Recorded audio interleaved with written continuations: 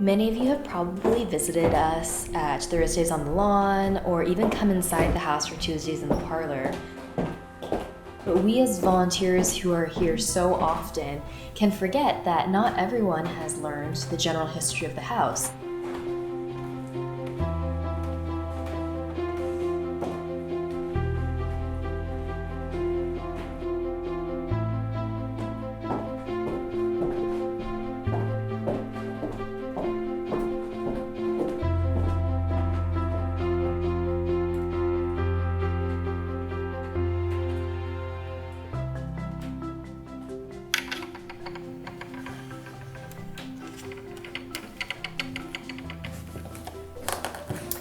So now we're in the southwest chamber, also known as the blue room, as evidenced by all of the blue wallpaper in the area.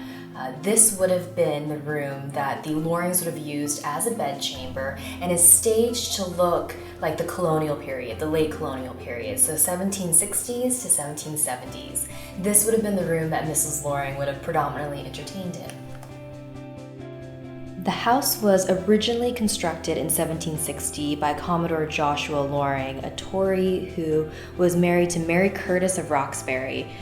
Joshua Loring made the bulk of his fortune from being part of the Royal Navy, and when he was almost fatally injured during the French and Indian War, during the Great Lakes campaigns, he was immediately sent home and discharged honorably with a very healthy sum.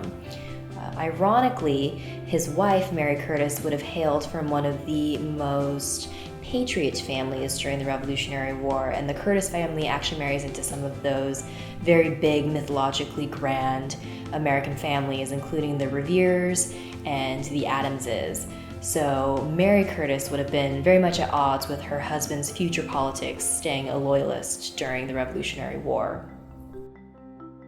In 1774, when violence started erupting in Boston, the Lorings found it necessary to actually flee from the house, thinking that they may return, so some of their valuables, including their wine, they buried in the basement, in the cellar. The property, rather, would be confiscated by Patriot forces and often used for a variety of different purposes. One of which would be military headquarters, and Loring Greenough House actually was designated as such for Nathaniel Greene's Rhode Island Regiment.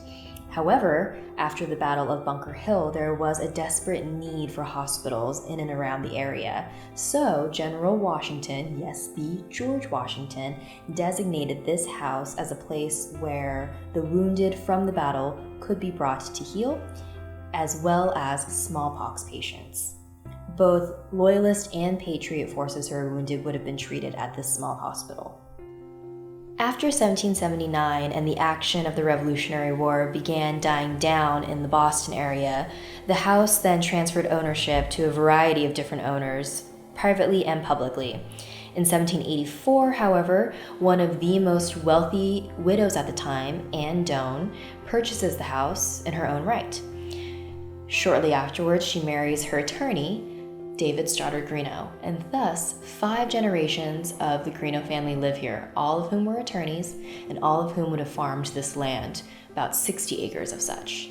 The Greenoughs would have been attorneys, Harvard educated, and would also have experimented with land owning and scientific farming, which was all the rage throughout the 1700s and 1800s. The Greenoughs would make quite a fortune from land holdings throughout Massachusetts, but sometimes those dealings would go a bit sour, and in fact the second and third generation of Greenoughs would have to give up their elegant law offices in downtown Boston and relocate them to their very own dining room.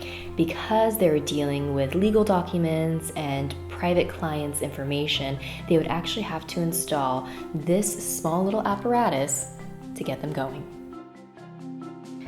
After the death of the 4th generation of the Greenoughs, the 5th generation found the house a tad bit old-fashioned to occupy, and with the ever-increasing communities moving into Jamaica Plain, they found it behooved them to actually move away. The house was sold to a speculator who then wanted to turn the house into shops like the ones that you see on Center Street.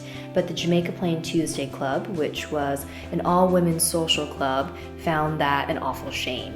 So in 1924, when the community was stunned by the announcement of the sale, the women of the club rallied to raise money in order to purchase the house back from the property speculator, and they were successful.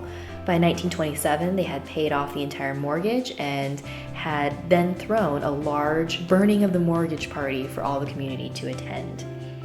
Throughout the last 70, 80, 90 years that the Tuesday Club has occupied the home, they have filled it with a variety of different objects, decorations, and they would often place their own personal collections of objects in the house as well, and we're very proud to exhibit some of these collections.